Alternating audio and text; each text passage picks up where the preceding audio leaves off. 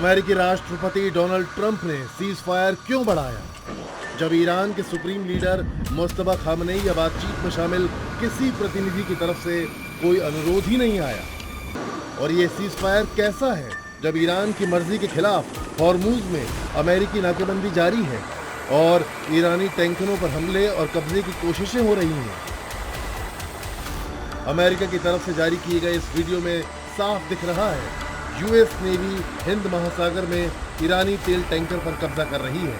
ये video cease fire बढ़ाने से कुछ घंटे पहले का है, यानी बातचीत के लिए ईरान को इस्लामाबाद आने के लिए मनाने की कोशिशों के बीच। तो क्या सीज फायर की भी अपनी कोई परिभाषा गढ़ ली है ट्रंप ने?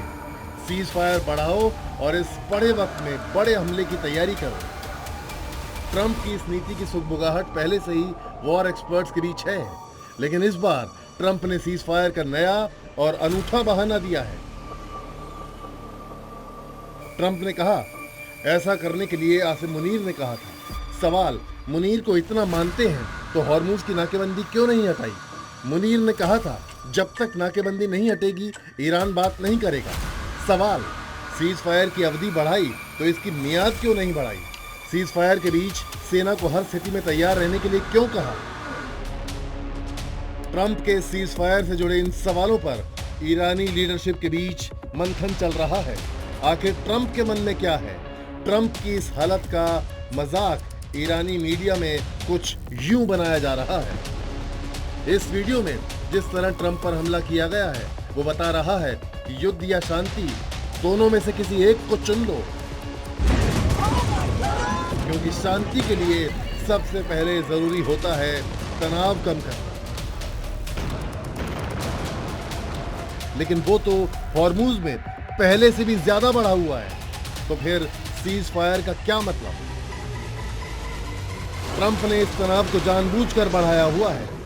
ये वो खुद कह रहे हैं कि ये सीज फायर ईरान पर दबाव बनाने के लिए है, लेकिन ईरान तो ट्रंप के हर दबाव से इनकार कर रहा है। इस्लामाबाद में बातचीत से ईरान पहले ही साफ इनकार कर चुका है कि ट्रंप को जो करना है कर ले, वो उनकी धमकियों से डरने वाला नहीं है।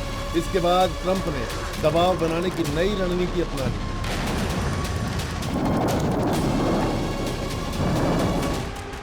एक तरह से हमने ईरान में सत्ता बदल दी है।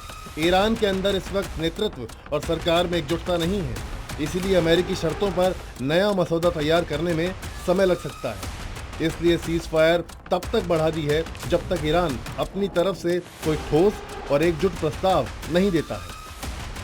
ट्रंप के इसी स्टेटमेंट पर ईरान की तरफ से कुछ ऐसी प्रतिक्रिया आई है जैसे खलीफा ने तमाचा मारते हुए पूछा, ऐसा सीज फायर करने वाले तुम हो कौन? हम तो युद्ध के लिए तैयार हैं। जाओ, नहीं दे रहे नया प्रस्ताव, हमला करो, हम जंग के लिए तैयार हैं।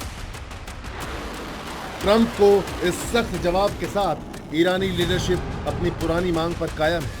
जब तक हॉर्मुज से अमेरिकी नाकेबंदी नहीं हटेगी, तब तक अमेरिका से कोई बातचीत नहीं होगी। ईरान इसलिए भी हॉर्मुज को खुला रखना चाहता है ताकि इससे आने वाले जहाज़ों से टोल वसूली से उसे लाखों डॉलर की कमाई हो सके। लेकिन ट्रंप की नाकेबंदी ने न सिर्फ ईरान की कमाई ब्लॉक कर दी है, बल्कि पूरी दुनिया के सामने एक बड़ा तेल संकट खड़ा कर दिया है। ईरान की सड़कों पर अमेरिका के विरोध बैनर और प्रोटेस्ट हो रहे हैं।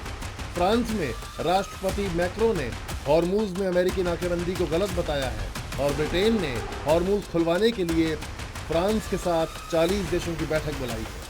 पाकिस्तान भी हॉर्मुज की नाकेबंदी को शांति के लिए खतरा बता रहा है। ईरान की सड़कों पर जिस तरह से मिसाइल की परेड कराई गई और उसे देखने के लिए हजारों लोग सड़क पर उमड़ पड़े, उसे देखकर साफ लगता है कि ईरान झुकने के मूड में कतई नहीं है। तो सवाल ये है कि ये खतरा तमाम विरोध के बावजूद डोनाल्ड ट्रंप क्यों बढ़ा रहे हैं? इस सवाल को अमेरिकी मीडिया की एक रिपोर्ट से समझिए। 43 दिन की जंग में अमेरिका का आधा मिसाइल स्टॉक खत्म हो चुका है। थर्ड सिस्टम आधे से ज़्यादा नष्ट हो चुके हैं, यानी खाक में ईरान नहीं, अमेरिकी सेना का भंडार हुआ है। तो क्या ट्रंप ने नए हमले की तैयारी के लिए अपनी तरफ से इस सीज़फायर को बढ़ाया है? ब्यूरो रिपोर्ट, जी मीडिया।